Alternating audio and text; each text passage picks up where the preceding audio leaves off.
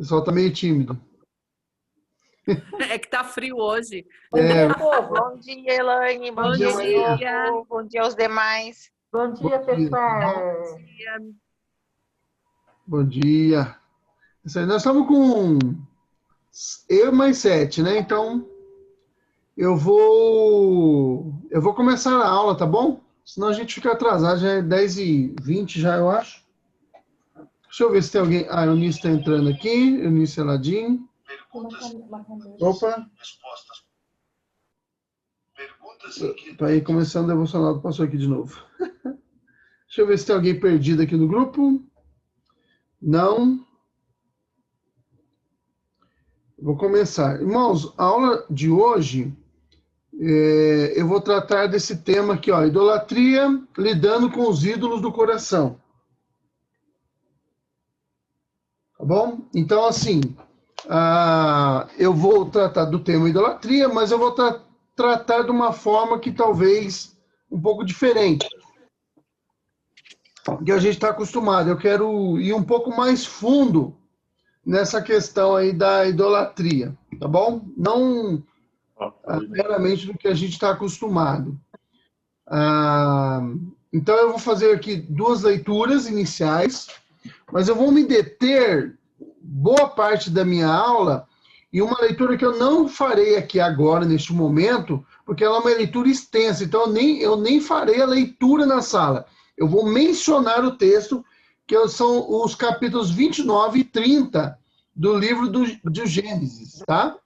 Mas eu não vou ler o texto, porque ele é muito grande, mas eu vou contar que vocês já conhecem a história, mas eu vou fazer um apanhado geral da história aí, e quem já conhece vai saber do que eu estou falando, quem não conhece vai ter uma noção da história, e eu recomendo que quem não conhece dê uma lida depois de toda essa história aí, para vocês terem uma noção melhor do que está sendo tratado.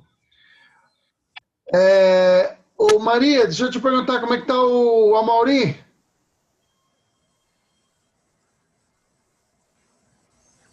Oi, Diogo, ele tá bem, graças a Deus, já tá se recuperando. Tá bem, graças a Deus, tá respirando bem, tá joinha. Ah, legal. Era Covid? Era Covid mesmo ou não? Então, o resultado ainda não saiu, mas ele ficou bem debilitado no primeiro dia, com a respiração bastante ofegante, né? Então, quando ele chegou lá, a médica já fez os exames e não saiu ainda o resultado, né? Que demora uns dias. Mas ela já está tratando como Covid já. Está tomando medicamento. Deus abençoe. Vamos orar pelo Amaury, irmãos. Aí com suspeita de Covid. Que Deus possa dar graça ao nosso irmão. Um abraço a todos aí, irmãos. Eu vou começar então aqui as leituras, tá bom? Vou ver aqui como é que tá. Vou silenciar o microfone de vocês. Mas em caso de necessidade, é só abrir. Aladim, está com alguma dificuldade aí, meu irmão? Estou vendo você aí. Estou só mudando aqui. Estou só mudando aqui o nome que está no nome da minha neta. Ah, tá. Alícia, né? Tô vendo. Beleza, mas tá funcionando direitinho, tá bom? Estou ouvindo você e pelo jeito você está me ouvindo também. Isso, tranquilo. Beleza. Um abraço. Eu vou desativar o som aqui, mas se alguém precisar, é só abrir, tá bom? E falar. Então, vamos lá. Leitura de Êxodo 20, de 1 a 6, e Mateus 6, 21. Eu vou ler para vocês.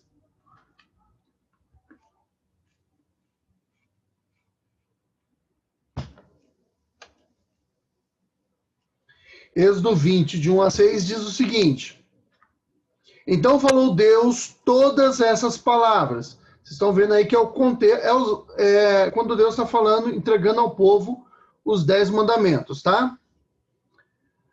Eu sou o Senhor teu Deus, que te tirei da terra do Egito, da casa da servidão. Não terás outros deuses diante de mim. Não farás para ti imagem... Desculpa, vou ler de novo aqui o 4. Não farás para ti imagem de escultura, nem semelhança alguma do que há em cima nos céus, nem embaixo na terra, nem nas águas, nem debaixo das águas. Não a adorarás, nem lhes darás culto, porque eu sou o Senhor teu Deus, que te tirei. Irmãos, desculpa, é porque as pessoas falam comigo aqui, aparece aqui, e eu paro achando que alguém está perdido tentando entrar na sala. Eu vou ler o versículo 5 em diante de novo. Não as adorarás, nem lhes darás culto, porque eu sou o Senhor teu Deus, Deus zeloso, que visita a iniquidade dos pais nos filhos, até a 3ª e 4ª geração daqueles que me aborrecem. E faço misericórdia até 1000 gerações daqueles que me amam e guardam os meus mandamentos. Então aí o primeiro e o segundo mandamento sendo entregue, tá? Não terás outro Deus diante de mim e não farás para ti imagem de escultura. E Mateus 6:21, vou ler também. Evangelho segundo Mateus, né? Primeiro livro do Novo Testamento, todos conhecem aí. Capítulo 6, verso 21, que diz o seguinte: porque onde está o teu tesouro, aí estará também o teu coração. Então, para iniciar a nossa aula, né, para servir de base, eu estou dando aí o texto da entrega dos mandamentos, eu li só os 2 primeiros, né, e as promessas relacionadas a eles, e ameaças também, né, e maldições atreladas a esses 2 mandamentos, e o texto de Mateus 6:21, onde Jesus ele aprofunda aí, ele não vai tratar da questão da idolatria propriamente dito, porém, o que ele está falando ali é de idolatria. Ele fala, o que ele diz ali? Onde está o teu tesouro, aí está o teu coração. Você vai colocar o seu coração aonde naquilo que você considera valioso, naquilo que você considera ser o seu tesouro, tá? Então, como eu disse, eu vou tratar com vocês da questão da idolatria, mas eu pretendo hoje aprofundar essa questão aí, e ir mais fundo nessa questão aí da idolatria, tá? Não ficar apenas naquilo que a gente normalmente trata quando fala de idolatria, tá certo? Eu vou me deter, como eu disse para vocês, no livro do Gênesis depois, textos que eu não li agora, porque são textos extensos, não teria como eu recortar aqui para vocês agora e colocar aqui na nossa leitura, porque ou eu leio tudo ou eu não leio. Então eu não lerei, mas eu vou contar para vocês a história lá de Gênesis, nesses capítulos aí, 29 e 30. Mas é mais para frente, daqui a pouco a gente chega lá, tá bom? Deixa eu ver se tem alguém perdido aqui. Não tem ninguém perdido. Alguma mensagem aqui no... Tá bom. Tá, vamos lá. Dando seguimento aqui à nossa aula. O que vem à sua mente quando falamos de ídolos? Né? Quando nós falamos de ídolo, o que passa na sua cabeça? O que vem na sua mente? Provavelmente é algo parecido com isso aqui, ó, que eu estou mostrando aqui na minha imagem, não é? Cada um sabe de si aí, mas eu acho que normalmente, pelo menos é isso que vem à nossa mente, né? Essas questões aqui, ó, tem aqui ó, várias imagens aqui, né? Normalmente é isso que vem à nossa mente quando nós pensamos ou quando nós falamos de ídolos, né? É isso que vem na sua mente. Talvez se você for mais da cultura aí moderna, né, mais atrelado a essa cultura moderna, quando eu falo ídolo, você pensa num cantor ou um artista, né, um ator, uma atriz, tá, famosa aí de Hollywood ou do Brasil mesmo, sei lá, né, de algum outro país, mexicano, né, vai que você assiste novela mexicana, né, não sei. Então vem isso à sua mente quando se trata de ídolos, né? Essas imagens ou esses artistas tal que passa pela nossa mente, tá bom? Quando a gente está falando já dos artistas e dos cantores e tal, a gente já está começando a aprofundar um pouco mais nessa questão do ídolo. Ele já está começando a ganhar um pouco mais de profundidade. Mas eu quero ir mais longe nessa questão na aula de hoje, tá? É lógico que não tenho a pretensão de exaurir o tema nesta aula, seria pretensioso demais da minha parte, né? O nosso tempo é escasso e a minha intenção hoje é fazer uma provocação, tá? A respeito desse tema para levá-los a uma reflexão, a pensar um pouco a respeito disso, tá? A Bíblia, ela trata de questões muito mais profundas, né? Sempre a Bíblia vai tratar de questões muito mais profundas do que a gente normalmente pensa. Por exemplo, quando Jesus ele fala do adultério, ele dizia para ele disse, né? No caso, já foi dito, ele disse para os fariseus lá, para os doutores da lei, que eles imaginavam, como nós pensamos muitas das vezes, que o adultério é só o ato, né? O ato em si, a consumação do ato, melhor dizendo, tá? Mas Jesus falou assim, o que Jesus diz a respeito disso? Quando você olha para alguém e no seu coração você desejou essa pessoa, você já cometeu adultério. O que Jesus está dizendo? Olha, o padrão de Deus é mais elevado. A questão é muito mais profunda do que a análise rasa que normalmente vocês fazem. Então, o padrão de Deus normalmente é muito mais profundo. Agora, deixa eu aumentar a provocação aqui. E se você visse essa imagem aqui entrando na sua igreja, o que você pensaria a respeito disso? Bom, para quem não conhece, isso aqui é um simulacro, tá? É uma réplica da Arca da Aliança.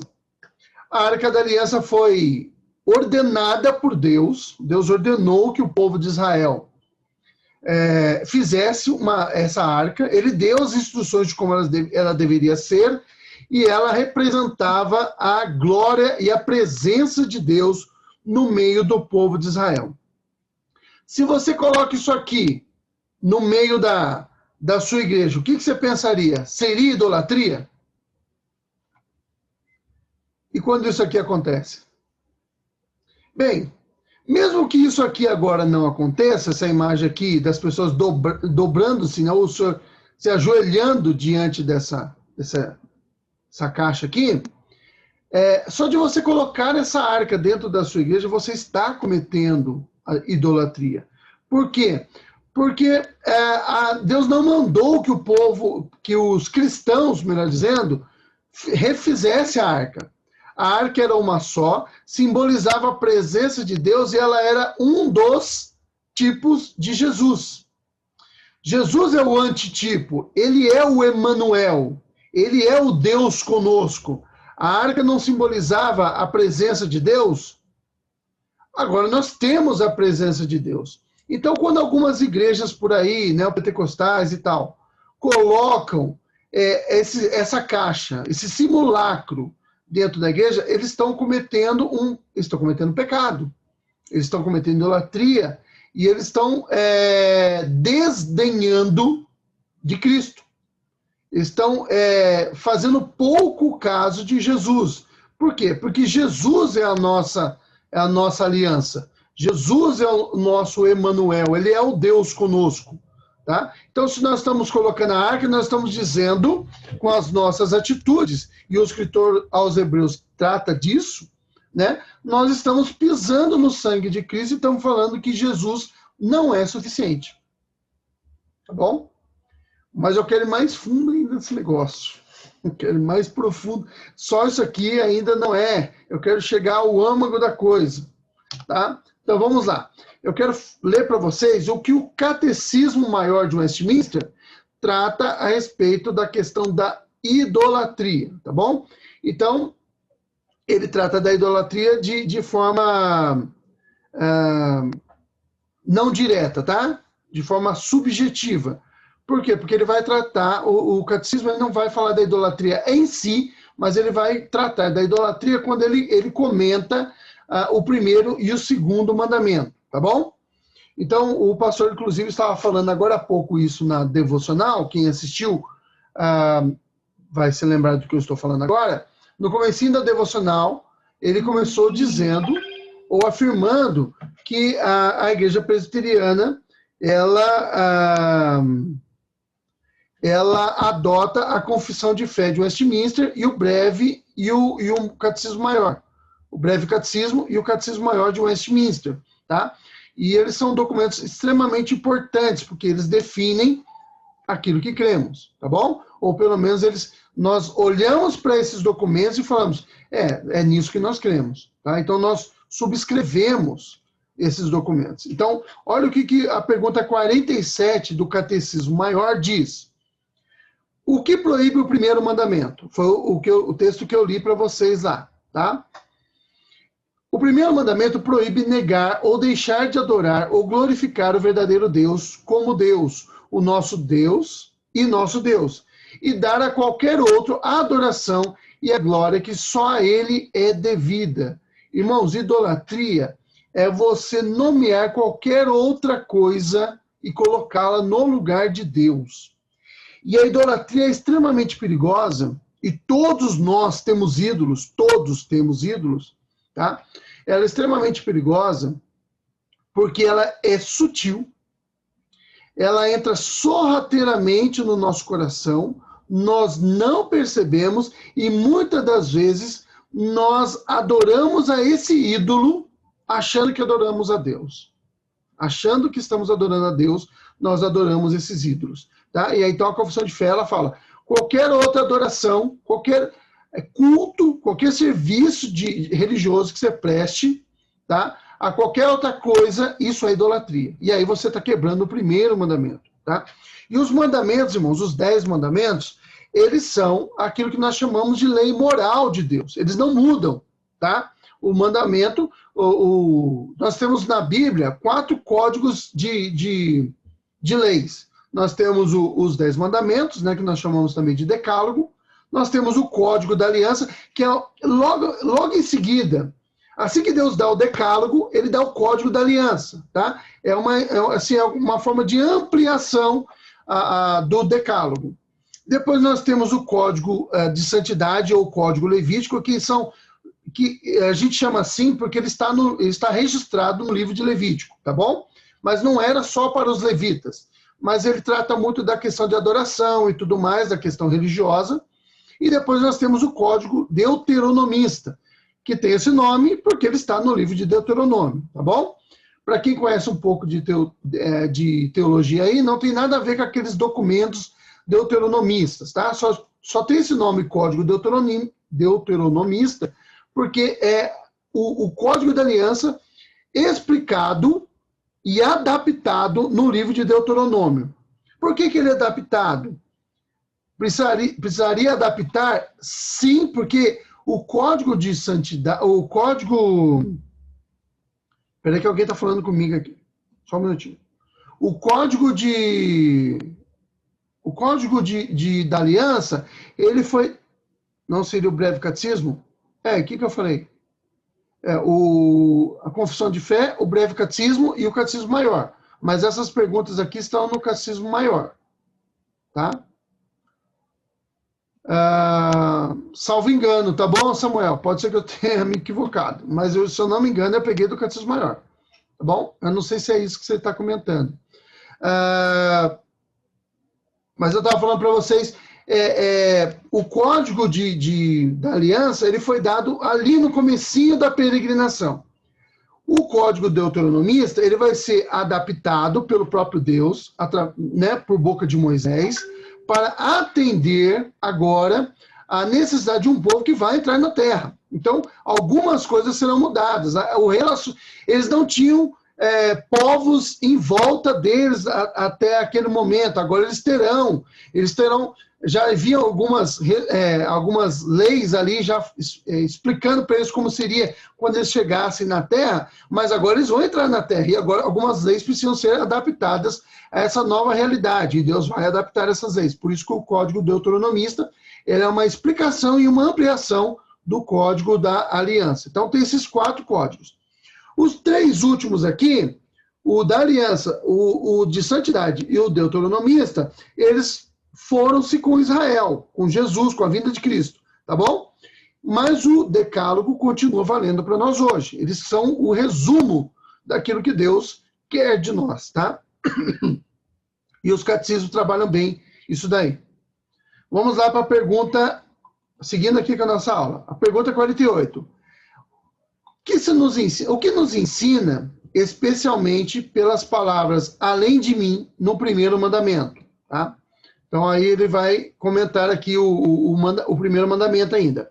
As palavras além de mim, no primeiro mandamento, depois você volta lá e dá uma lida, ensinam-nos que Deus, que vê todas as coisas, toma conhecimento e muito se ofende do pecado de ter-se em seu lugar outro Deus. Tá? Então, quando nós elegemos deuses, nós ofendemos a Deus e é uma grande ofensa. Tá bom? Nós estamos colocando outro Deus além dele. Irmãos, esse Deus aí além dele pode ser aquelas estátuas que eu mostrei para vocês lá, como pode ser uma arca da aliança, um altar dos sacrifícios, né, que algumas igrejas colocam nos seus templos, mas pode ser você. Os seus anseios, é nesse ponto que eu quero chegar. Alguma coisa que você almeja. O seu filho pode ser um ídolo. A sua esposa pode ser um ídolo. O seu marido pode ser um ídolo. A sua mãe, enfim, alguém pode estar ocupando um lugar de Deus na sua vida e você não percebe que isso está acontecendo. A sua igreja pode, às vezes, tomar o lugar de Deus na sua vida. Quando ela contradiz a palavra de Deus claramente, você continua lá e aceita que ela negligencie a palavra de Deus, ou que ela se volte contra a palavra de Deus. Nós vimos aí, e eu não vou mencionar o nome dele, não por causa, é porque eu não quero mais dar ibope para esse indivíduo, mas ele falando que a Bíblia precisava ser atualizada, depois ele vai lá e se justifica, e aí faz jus àquele ditado, né? O remendo ficou pior que o soneto. E aí também nós podemos colocar aquilo que Jesus fala, né? Não se coloca remendo novo em costura velha, né? Em roupa velha, porque há de rasgar a roupa velha e aumentar ainda mais não tem como, tá? Então, essa questão aí nós precisamos adaptar a Bíblia ou renovar a palavra de Deus. Nós não podemos fazer isso, o pastor comentou sobre isso na devocional. Se a palavra é de Deus, só ele pode renovar. E ele não renova, tá? E ele não renova. As revelações cessaram, tá bom? Depois do livro de Apocalipse não tem novas revelações. Vamos lá. Seguindo aqui.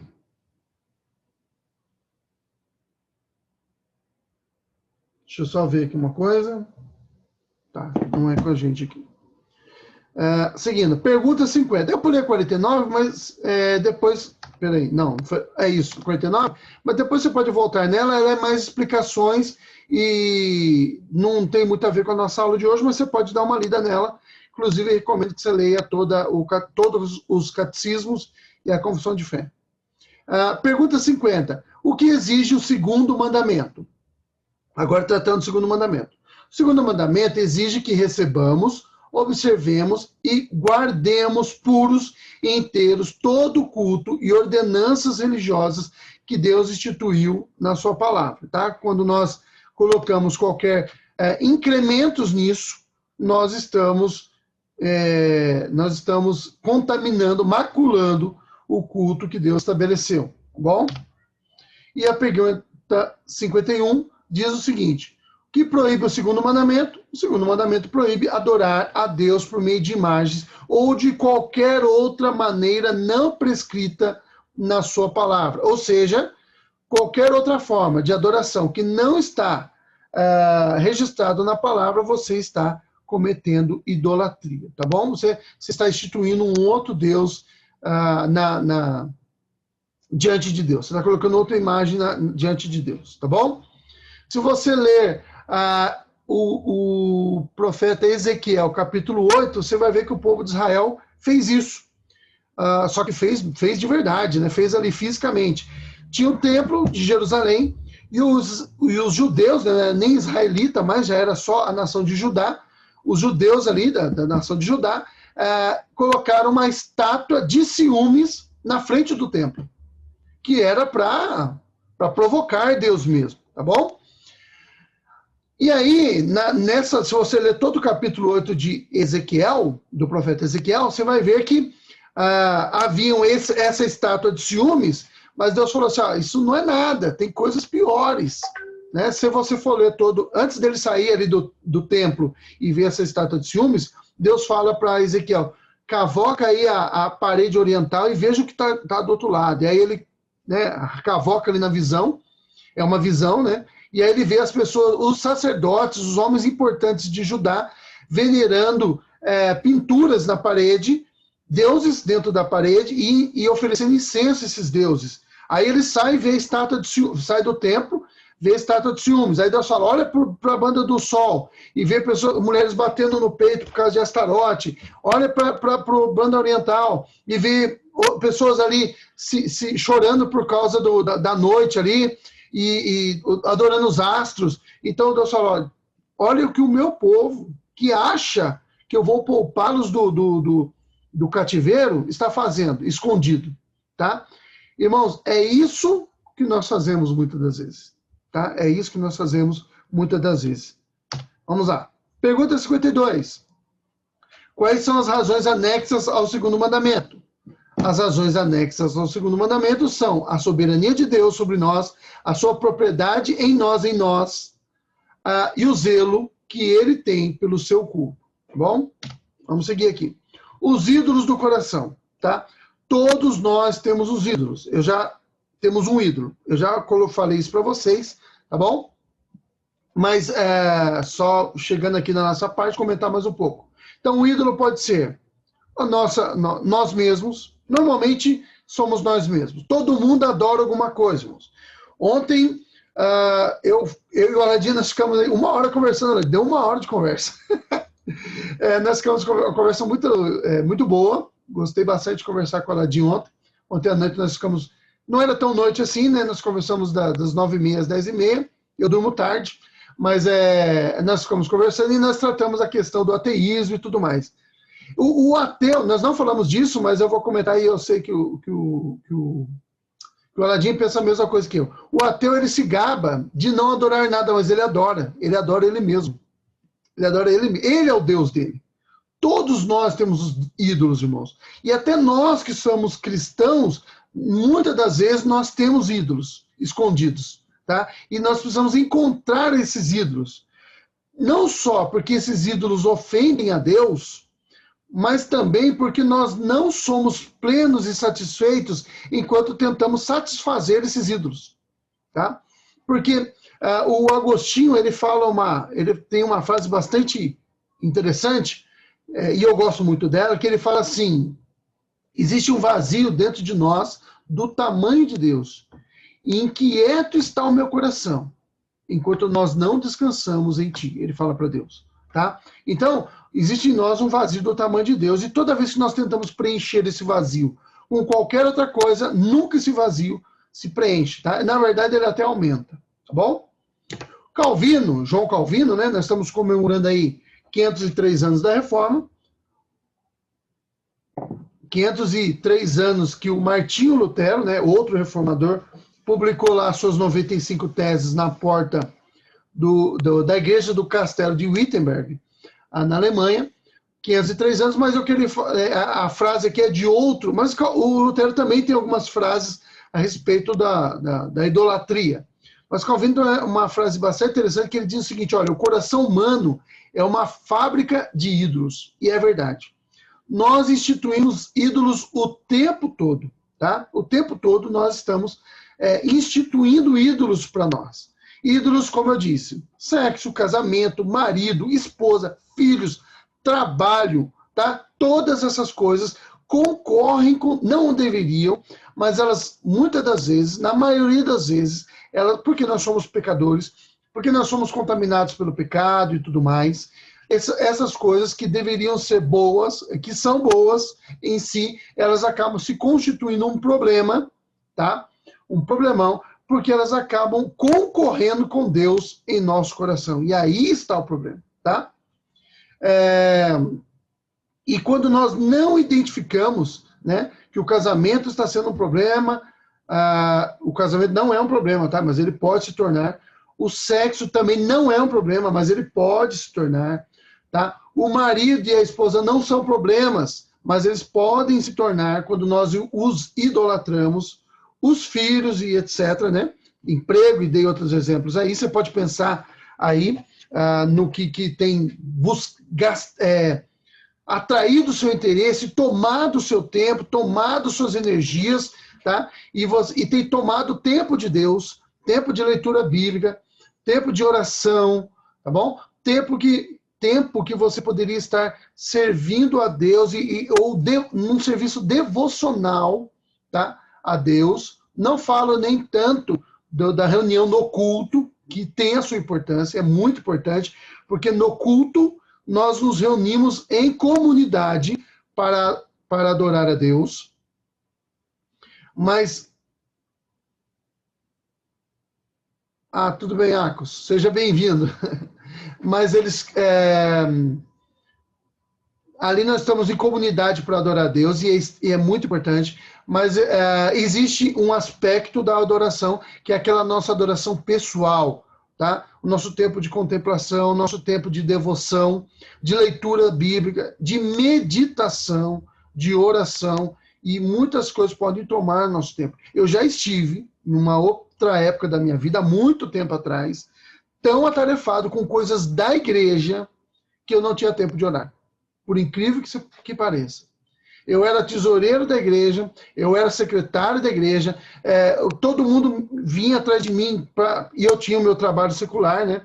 Então as pessoas vinham atrás de mim para lidar com questões de secretaria, e era muito complicado, porque a igreja era essa igreja que eu frequentava, uma igreja evangélica, tá? Era muito desorganizada com relação a secretarias, com relação a recursos financeiros, dinheiro, muito desorganizada, tá? E isso dava muito trabalho, e consumia muito do meu tempo. Fora isso, eu ajudava, na verdade, me colocaram como... Era a forma de governo dessa igreja era bem diferente. Então, eu era presbítero, e eu dirigia uma congregação dessa igreja, e eu ainda cuidava dos jovens de todo o campo. Isso aconteceu lá em Bertioga, tá? Era uma outra denominação, como eu já disse, e eu acabava ficando tão atarefado, tão cansado, às vezes atendendo gente querendo conversar sobre questões de dinheiro, e eram conversas muito, muito cansativas, de 2 horas, 3 horas, e era de problemas que eles criavam com a administração de dinheiro, e eu não tinha tempo para orar, eu não tinha tempo para ler a Bíblia. Acabava fazendo isso de forma corrida, mal feita, tá? Ou seja, aquilo tornou-se para mim, acabou se tornando um ídolo, e aí nós vamos ver qual é o problema dos ídolos, tá? Os ídolos, eles são terríveis, tá? Não só os ídolos que eu disse lá, que a Bíblia faz menção deles várias vezes, né? São de prata e de ouro, tem boca, mas não falam, tem nariz, mas não, não só esses, que esses também são problemas, mas os ídolos que nós constituímos em nosso coração, tá? Que são esses que eu estou mencionando agora. Vamos lá. Seguindo aqui. Os ídolos do coração. Vejamos como isso pode ser verificado em uma passagem da vida de Jacó, tá? E aí eu entro naquela parte de Gênesis 29 e 30, que eu não li para vocês, mas eu vou contar para vocês a história. Para quem não conhece da história, talvez você fique meio perdido, mas vai ter uma noção da história, e aí eu espero que isso te cause um certo interesse e curiosidade para ir lá ler, né, o texto, para que você tenha melhor conhecimento a respeito disso. E se você já conhece, você já sabe do que eu estou falando, tá? Mas o que acontece no capítulo 29 e 30 do livro de Gênesis? Nós encontramos ali uma passagem da vida de Jacó, tá? Na verdade, eu vou contar histórias aqui que vão além do capítulo 30 e 29, mas o foco aí está no 29 e 30 de Gênesis. Jacó era filho de Isaac, tá? Era o filho mais novo de Isaac, ele era gêmeo de Esaú, mas ele nasceu por último, ele nasceu depois. Esaú saiu primeiro do ventre da mãe, e ele saiu depois, tá? E por conta disso, ele não era o mais velho, ele não tinha direito às promessas que um filho mais velho tinha. Porém, Deus já havia dito para Isaac, para sua esposa, que era o mais novo, que seria o líder da nação, tá? Que viria depois do povo, né? As bênçãos seriam para esse Jacó. Mas o Isaac não sabia disso, mas ele estava meio inclinado a desobedecer a Deus. Aí nós já temos aí também já uma questão de idolatria. Quem era o ídolo aí do Isaac? Era o Esaú, tá? E a mãe do Esaú e do Jacó, a Rebeca, ela também tinha um ídolo. Quem era o ídolo dela? Era o Jacó, tá? Bem, vamos seguir aqui com a nossa história. O Jacó, junto com a Rebeca, enganam o Isaac e acabam conseguindo logro, né? Lograram êxito sobre ele e conseguiram que o Isaac, que não queria obedecer à ordem de Deus, abençoasse o Jacó sem querer e renegasse Esaú. Com isso, Jacó é obrigado a fugir, porque o Esaú está procurando um jeito de matá-lo. O irmão, né, o irmão mais velho, que era mais forte, tudo indica ali que ele era bem mais forte que o Jacó e violento. Ele tenta matar o Jacó de todo jeito, mas o Jacó, a pedido da própria Rebeca, da mãe, ele foge e vai morar nas terras do irmão da Rebeca. Tá bom? Ele vai lá para a região ali de Arã, a região ali da Mesopotâmia, e ele acaba morando ali com o Labão, que é o irmão da Rebeca. Tá bom? O tio dele. Ele chega lá naquela região, encontra com alguns pastores, e esses pastores ali apresentam para ele uma moça muito bonita que ele vê que é a prima dele. E ele se apaixona na hora pela moça. É aquele negócio de conto de fadas. Paixão à primeira vista. Amor à primeira vista. Ele se apaixona pela Raquel e imediatamente, embora o texto não diga claramente, nós começamos a perceber que Jacó acaba de nomear para ele um ídolo. E o seu ídolo é a Raquel. E ele está disposto a oferecer qualquer coisa para satisfazer esse ídolo. Ídolo do coração. Tá? Bem, ele vai com a Raquel até a casa do tio, conta toda a história para o tio. O Labão, ele não é um cara muito fácil, ele é um cara muito espertalhão, velhaco até umas horas.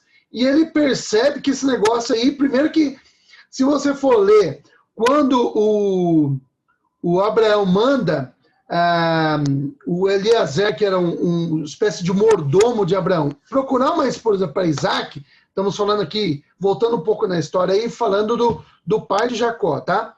Quando ele vai lá e conhece o Eliezer, né? Ele conhece a Rebeca, a mãe do Jacó e do Esaú, ele vai lá e oferece dá alguns presentes para a Rebeca.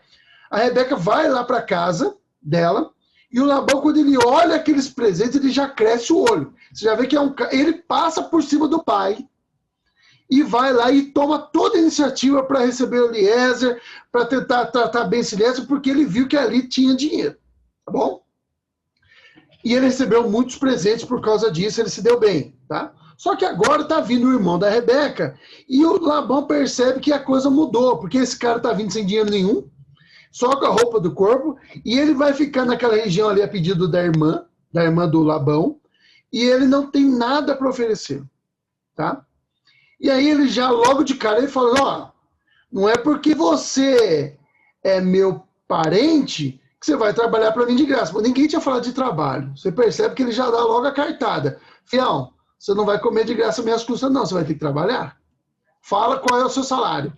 Põe aí, ó, vai viver aqui, mas vai trabalhar. Tá? Você nota que o tratamento que o Labão tem para com o Jacó é muito diferente, se você voltar atrás, a forma que o Abraão tratava, por exemplo, seu sobrinho Ló.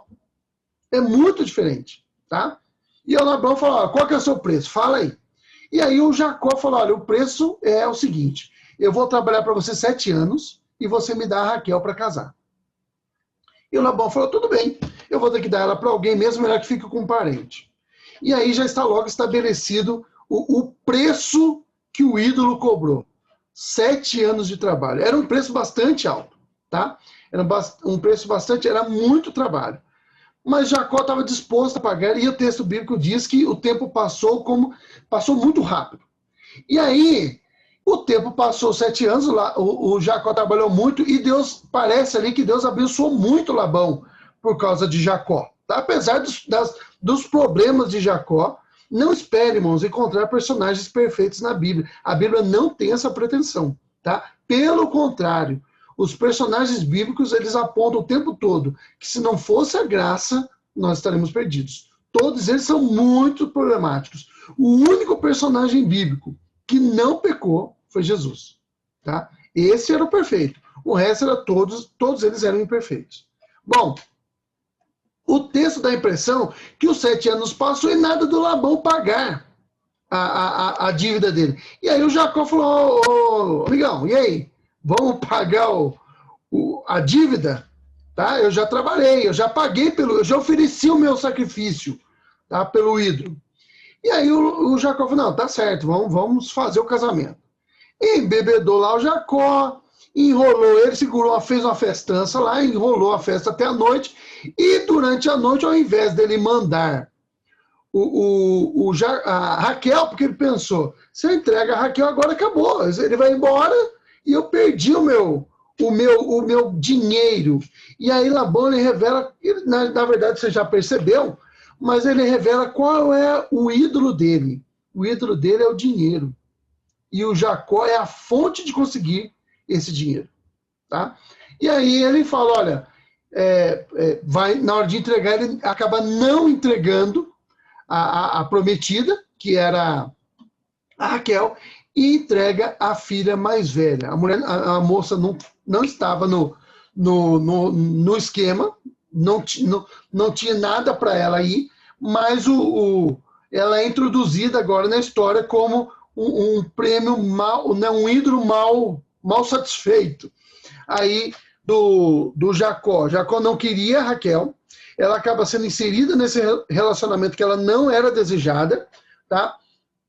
E ela é colocada aí na questão, e o Jacó fica bastante... No outro dia de manhã, Jacó acorda, vê que ele casou com a mulher errada, e vai reclamar, fala, olha, não foi isso que nós combinamos. E aí o Labão engana novamente, né? Dá um golpe aí no Jacó e fala, olha, trabalha mais 7 anos e eu te dou a Raquel.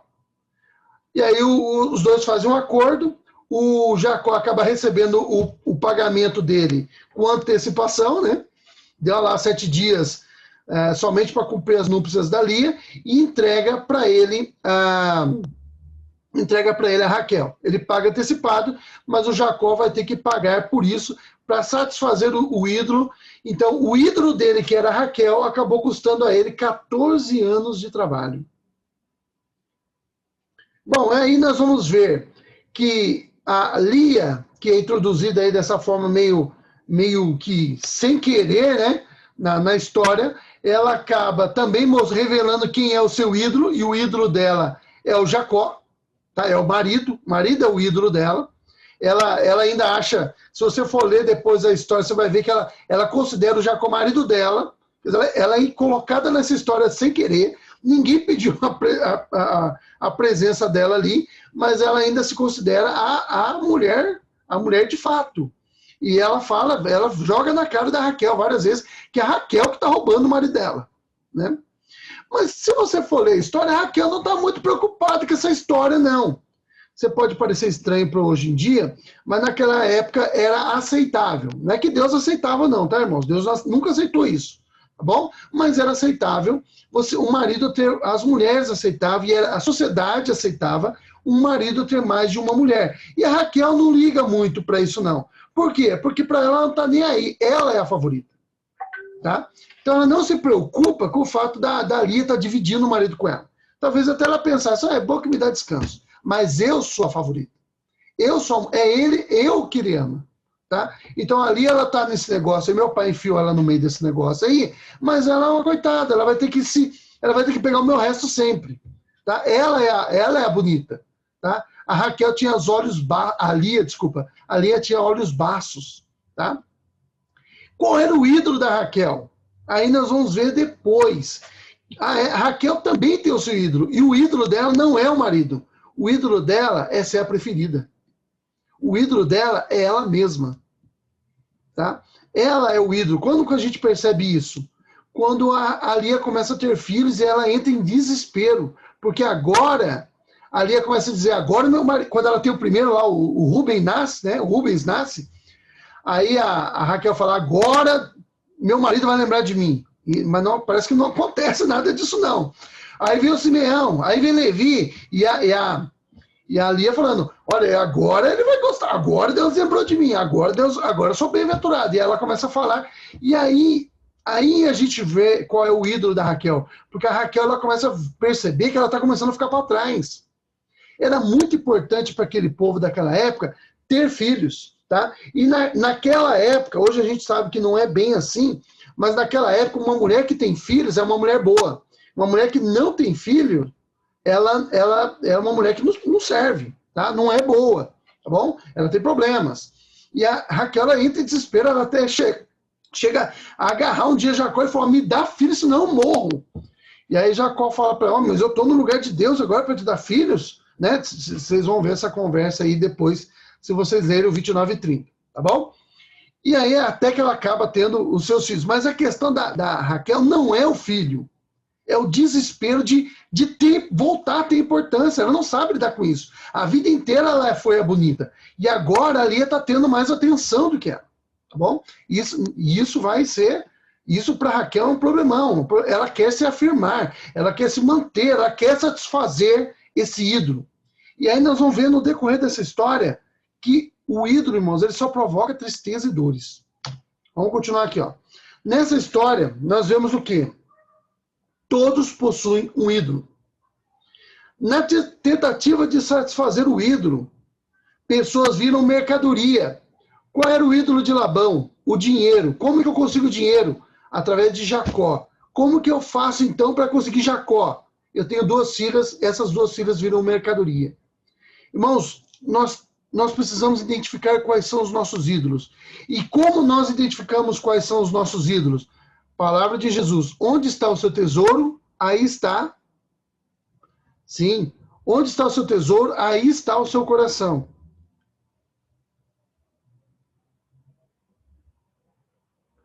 Ó, pergunta aqui da Andréia, tá?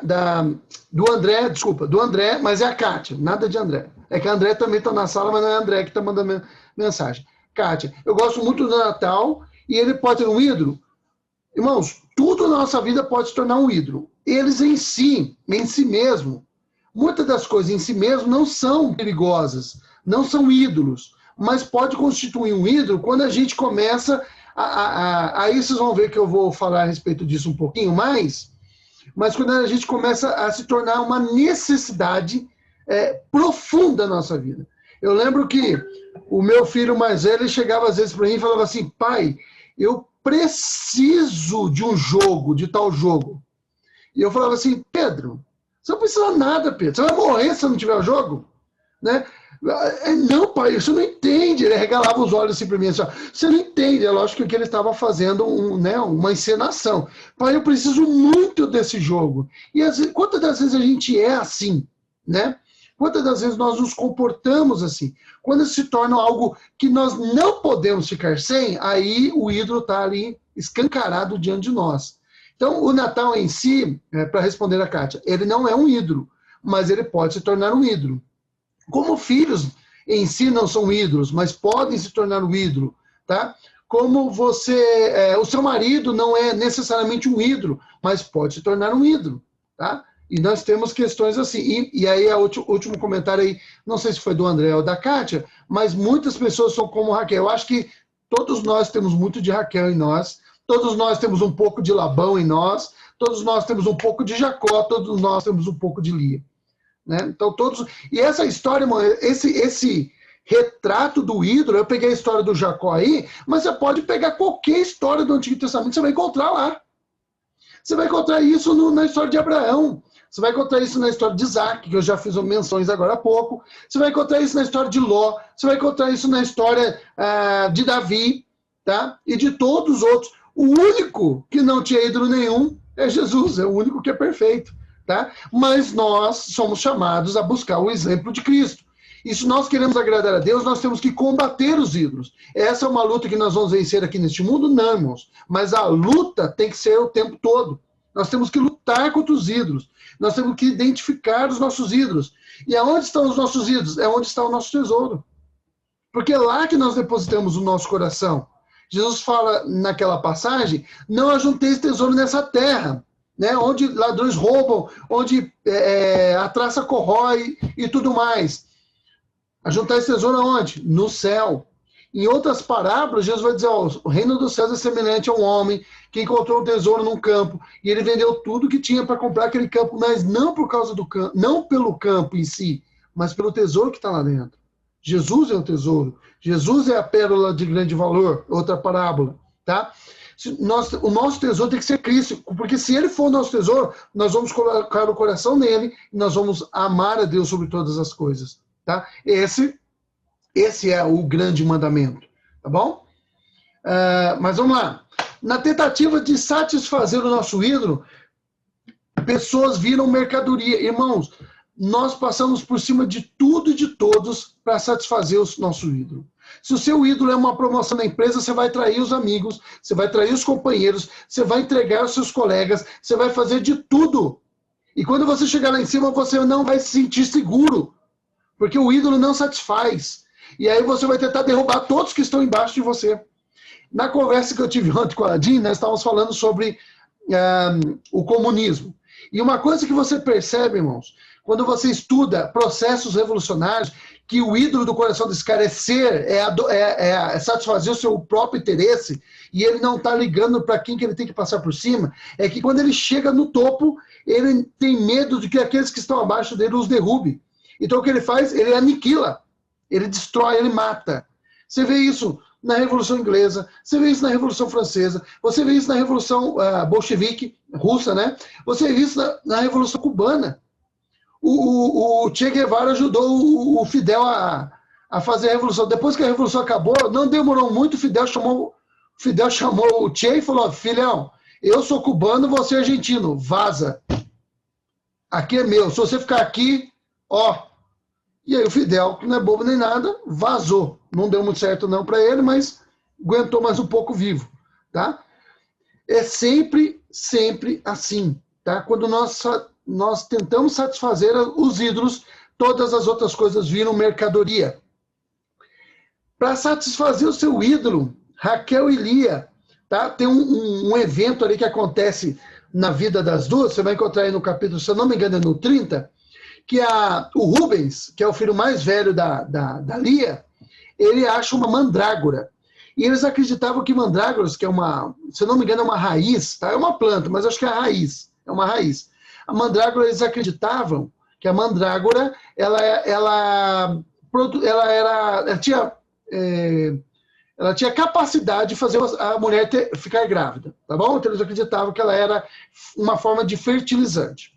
E aí a Raquel, que não tinha filhos nesse momento, ela ouve falar que o Rubens lá encontrou a mandrágora. E ela vem para Lia e fala, Lia, me dá a mandrágora. Me dá a mandrágora. E aí a Lia fala assim, olha a história, já não é pouco você ter roubado o meu marido, agora você quer roubar a mandrágora do meu filho.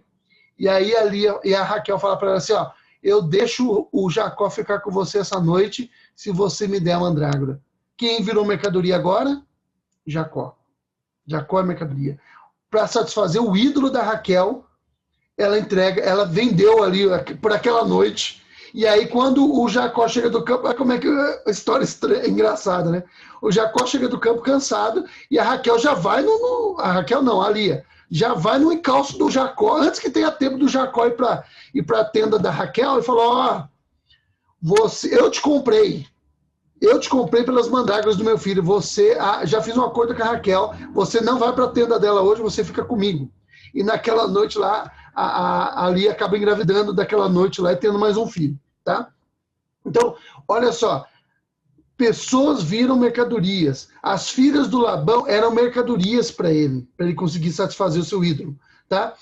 Jacó era uma mercadoria para Raquel. E aí você vê que O Jacó não era o ídolo da Raquel. O ídolo da Raquel era ela mesma, tá? Ele era mercadoria para ela, tá bom? Quando o ídolo não é atendido, vem a ira e sempre punimos alguém pela nossa decepção. Aí, aquela parte que a Lia chega a Raquel chega pro Jacó irada, né? Com raiva, com ódio, né? Você vê ali, você percebe ali, e fala para ela, me dá filho, senão eu morro. Né? Por quê? Porque o ídolo dela, que era ser a importante, estava ameaçado, não estava satisfeito, e ela estava isso traz ira, e nós estamos dispostos a punir alguém. Tá? Se a gente não consegue o que a gente quer, a gente pune filhos. A gente chega nervoso em casa, se o ídolo nosso é o emprego, a gente chega em casa nervoso e a gente desconta na mulher, desconta nos filhos, ou desconta no marido, desconta nos filhos, desconta no pai, desconta na mãe, desconta em alguém, porque o ídolo não está sendo satisfeito.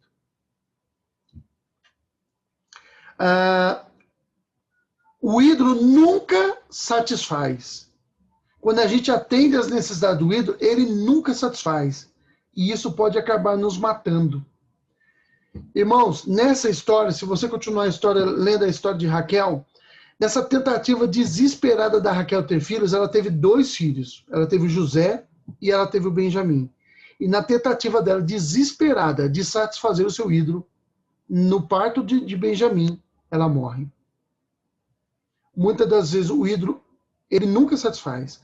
Mas muitas das vezes, nesse desejo desesperado de satisfazermos o ídolo, nós acabamos levando a nossa própria morte ou a morte de alguém. Quantas histórias nós conhecemos assim? Quantas histórias nós conhecemos assim? E ele nunca é satisfeito. Nós sempre queremos mais. Tá? Sempre queremos mais. John Rockefeller, ele era um magnata, ele foi o homem mais rico da época dele. Tá? John Rockefeller. A família dele ainda é uma das mais ricas do mundo até hoje. Mas na época dele, ele era o homem mais rico. E ele era magnata do aço, tá bom? Na época da segunda fase da Revolução Industrial ali, produção de automóveis, e enfim, o aço era muito importante e ele ganhou muito, muito dinheiro com o aço. E uma vez perguntaram para ele assim, o Rockefeller, ele era o homem mais rico do mundo. Quanto é o suficiente? Quanto que você... foi um repórter que perguntou para ele. Quanto que você precisa ganhar de dinheiro para um dia você falar assim, olha, chega, tá bom, ganhei o suficiente, não preciso de mais, eu estou bem. A resposta do Rockefeller é a resposta do ídolo. Só um pouquinho mais. Sabe o que ele estava dizendo, irmãos? Que nunca vai estar satisfeito. Porque quando você tiver um pouquinho mais, o que você vai querer? Um pouquinho mais. E quando você tiver um pouquinho mais. E quando você tiver um pouquinho mais. E sempre mais. E sempre mais. Quando que satisfaz? Nunca. O ídolo nunca satisfaz. Portanto, cuidado quando desejos se tornam necessidade. Porque não tem problema você ter desejo. Nós temos desejo. Quem não tem desejo? Eu tenho desejo de ser pastor. Senão eu não estaria no seminário. Tá? Alguns têm desejos, e são legítimos, de serem oficiais da igreja. Alguns olham para os diáconos ali e falam, puxa, eu queria tanto ficar de pé na igreja. Eu queria tanto ser diácono. Alguns olham para os presbíteros e falam, puxa, eu queria ser tanto um presbítero, né? Eu queria ser um ancião da igreja. Outros olham para o pastor, querem ser pastores. Outros olham um carro e querem ter um carro melhor, quer ter uma casa melhor, quer ter um emprego melhor, e enquanto você está desejando, não tem problema nenhum, porque a própria Bíblia fala, de nós é o desejo do coração, mas do Senhor é a resposta da boca. Né? Então, do nosso coração nós podemos desejar coisas, mas quando essas coisas se tornam necessidade, sem as quais você não consegue viver sem satisfazer, e aí você tem um ídolo. E o ídolo, ele sempre requer sacrifícios de sangue. Sempre. Sempre requer sacrifícios de sangue. Tá? Vamos lá, seguindo aqui com a nossa aula. Acabou, olha quem diria. Irmãos, então, o que eu quis falar para vocês essa manhã? Tá? Cuidado com os ídolos do coração. Tá? Quando nós pensamos em ídolos, nós pensamos normalmente em coisas assim, ó. Eu estou mostrando aqui para vocês com o mouse. Tá? Mas ídolos podem ser coisas assim. Mas o pior de todos não são esses ídolos, porque às vezes a gente reconhece. O pior de todos são os ídolos do coração. Bom? Porque os ídolos do coração, eles normalmente focalizam em algo que a gente às vezes não vê, tá? Ou a gente não percebe. A gente vê, mas a gente não percebe que isso está concorrendo com Deus em nosso coração. Esse ídolo, ele tem um culto, nós oferecemos culto a ele, tá bom? Não é igual o culto que nós oferecemos na igreja, mas às vezes o culto dele é mais sincero do que o culto que nós oferecemos na igreja, tá? Nós gastamos tempo com ele em pensamento, nós gastamos energia com ele, nós buscamos satisfazer esse ídolo de todas as formas. Ele não se satisfaz nunca, porque um problema do ídolo, estou tentando mexer na câmera aqui, que ela está piscando. O problema do ídolo é que ele nunca está satisfeito, nós nunca nos satisfazemos, ele sempre quer mais, tá bom? Ele sempre quer mais. Esse ídolo pede sacrifícios cada vez mais altos. Para satisfazer esses ídolos, nós sacrificamos tudo e todos, tá? Para satisfazer esses ídolos. As pessoas e as coisas viram mercadorias na tentativa de satisfazer esse ídolo, tá? E ele pode nos levar, muitas das vezes, à morte. E ele só nos causa decepção. Ao invés disso, irmãos, nós devemos procurar o caminho mais excelente. Vou interromper aqui o compartilhamento de tela. Nós devemos nos satisfazer em Deus. Tá? É isso que a Bíblia nos aconselha, nos recomenda que façamos. Porque Ele satisfaz. Tá? Ele satisfaz. O C.S. Lewis, ele tem uma frase que é interessante, que ele diz assim, olha, se nada nesse mundo, se eu não encontro satisfação em nada que existe nesse mundo, isso só pode significar que eu não fui feito para este lugar. Foi feito para outro lugar. Você pode buscar satisfação em tudo nessa vida. Tudo que é terreno, né? Tudo que é material, tudo que é até imaterial, né? Porque sentimentos são imateriais e às vezes a gente procura. Mas se você não buscar sua satisfação em Cristo, sua satisfação em Deus, o seu ídolo nunca estará satisfeito e ele sempre vai exigir mais de você. E você sempre será infeliz. Porque, irmãos, o coração do problema, essa frase eu li num livro, deixa eu ver se ele está aqui.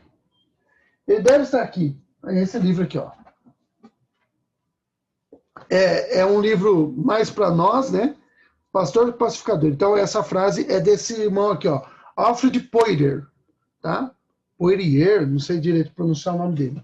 Ele diz o seguinte, o coração do problema é o problema do coração.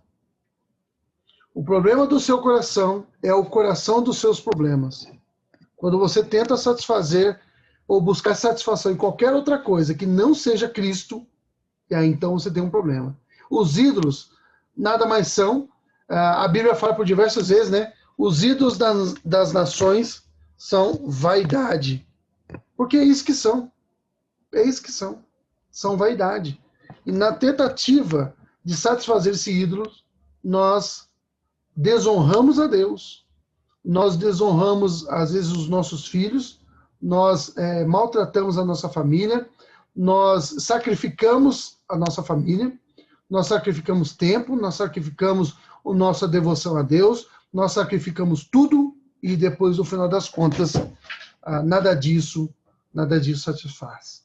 Tá? Só Jesus, só em Cristo nós encontramos satisfação verdadeira. Tá bom? Irmãos, era sobre isso que eu queria meditar com vocês aí essa manhã.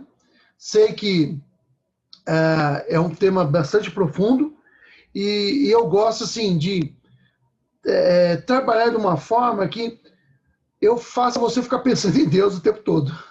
Porque quando a gente fica pensando em Deus o tempo todo, a gente não tem tempo para fazer coisas erradas. A gente consegue, né? A gente sempre dá um jeito. Mas aí a gente evita o pecado. E aí nós agradamos a Deus. Pense um pouco. Onde está o seu tesouro? Né? Gaste um tempinho do seu pensamento. Gaste um tempo tira um tempo aí. Tenta ficar sós aí, em silêncio. e pensa onde está o que é mais importante. Eu li um livro, há muito tempo atrás, deixa eu ver se eu lembro, Aliviando a Bagagem, é de um autor, ele é devocional, tá, irmãos? Não tente encontrar grande, profunda teologia ali, ele é um autor cristão, devocional, chamado Max Lucado. Recomendo que você leia ele de forma devocional, tá? Se você quer grande conhecimento bíblico, eu recomendo outros. Mas se você quer ter uma devocional, algo mais leve para ler, esse Aliviando a Bagagem é bem legal, tá? E ele fala o seguinte: escreva uma frase: se eu tiver tal coisa, eu serei feliz. Você encontrou o seu ídolo. Responda essa pergunta e você encontrou o seu ídolo. E aí a provocação que ele faz é: e se você não tiver isso, você será infeliz a vida toda? Se eu tiver uma mulher nova, eu serei feliz. Se eu tiver um marido, eu serei feliz. Se eu tiver um carro novo, eu serei feliz. Se eu tiver um emprego que ganha 10 mil, eu serei feliz. Quando você chegar no 10 mil, irmão, você vai gastar os 10 mil e você vai precisar de 20 mil e de 30 mil.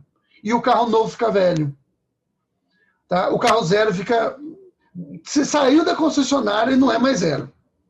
Tá? Na verdade, quando ele chega para você, ele não é zero. Eu lembro quando eu fui fazer o seguro do primeiro carro zero que eu comprei, eu fui fazer o seguro e eu precisava pegar quilometragem. Meu carro já tinha andado não sei quantos quilômetros, eu pensei que ele tinha andado uns 10 quilômetros. Ele já estava andando muito. Aí você pensa, o cara leva pro estoque, né? Não é estoque, é pro pátio, tira do pátio, leva para outro lugar, e leva para outro lugar. Quando foi ver, era já 40, 50 quilômetros que já tinha andado só nessas indas e vindas do carro. Tá? Então, se você está buscando satisfação em coisas reais, elas não satisfazem.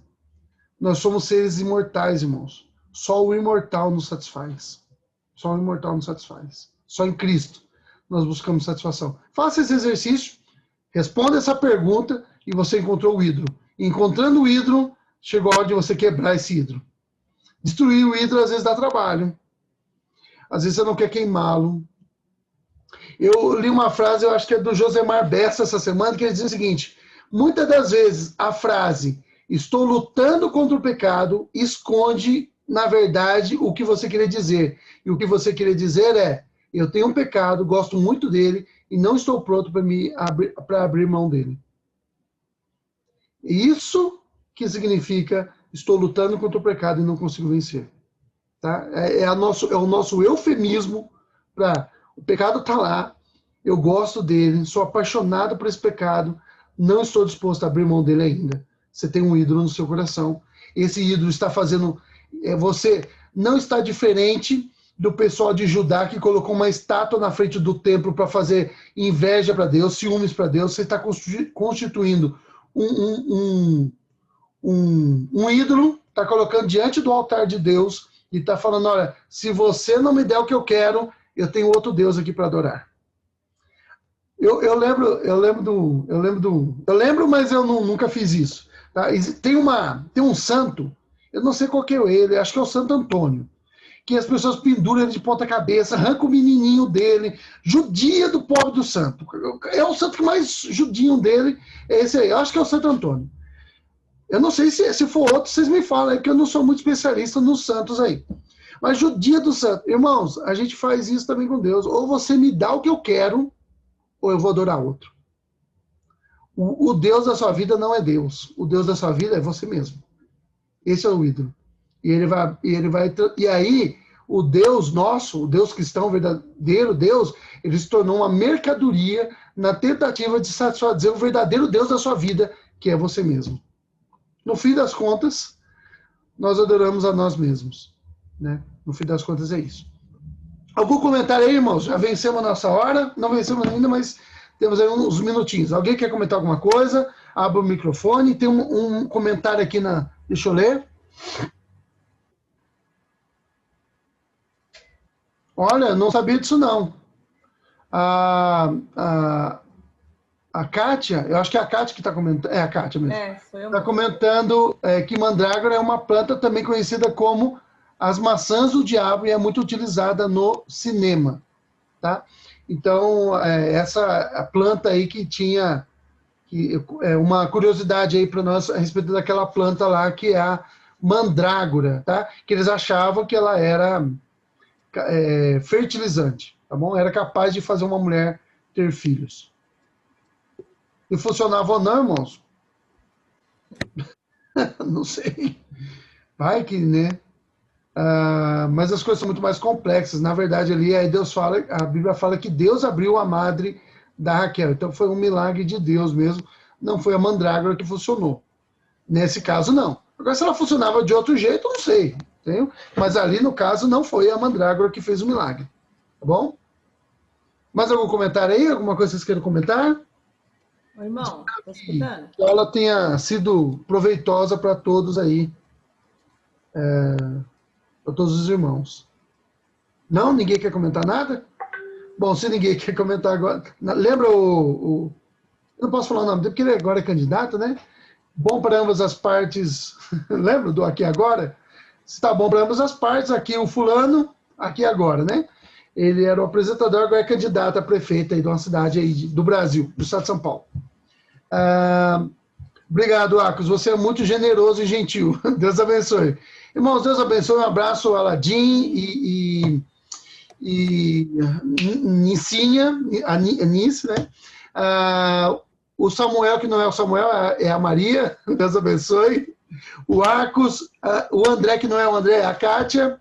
O Márcio, Deus abençoe. A Gnólia, o Narciso, a Elaine, a Pri, eu acho que é a minha Priscila, mas não sei se é. É? Ela não respondeu. Não, então... Não! Então é a Priscila, não é a minha Priscila, é a Priscila do Fernando. Priscila Noronha. O presbítero Zé Roberto aqui. A minha mãe está aqui me visitando, a Sandra, a Deise, a Andréia, a Ellen, a Luísa. Deixa eu ver se tem mais gente aqui que eu não estou vendo. 4... Não, acho que está todo mundo aí, eu mencionei todos. Pode ser que tenha mais alguém aí na sala aí junto com alguns irmãos. Um abraço estendido para vocês aí. Deus abençoe. Um abraço a todos. A filha, é a Priscila, filha da irmã Jandira. Tá, obrigado, Priscila. Deus abençoe você. Um abraço. A Priscila do Fernando deve estar na sala de jovens. Deus abençoe, um abraço para todos vocês. Um ótimo domingo. E até a noite, se Deus quiser. O pastor já falou, venha paramentado. Venha de farda. Tchau, turma. Bom domingo. Ótimo domingo. Deus abençoe. Deus abençoe. Se alguém quiser falar alguma coisa, tem alguma coisa aí? Não? Então Deus tá bom. abençoe a todos. Parabéns pela aula, viu? Amém. Obrigado. Deus abençoe. Deus abençoe. Orem por mim. Porque Deus tem misericórdia. Tá bom? Continuar tendo misericórdia. Deus abençoe, irmãos. Eu vou encerrar aqui, tá bom? Um abraço. Beijo a todos. Tchau, tchau. Tchau, tchau.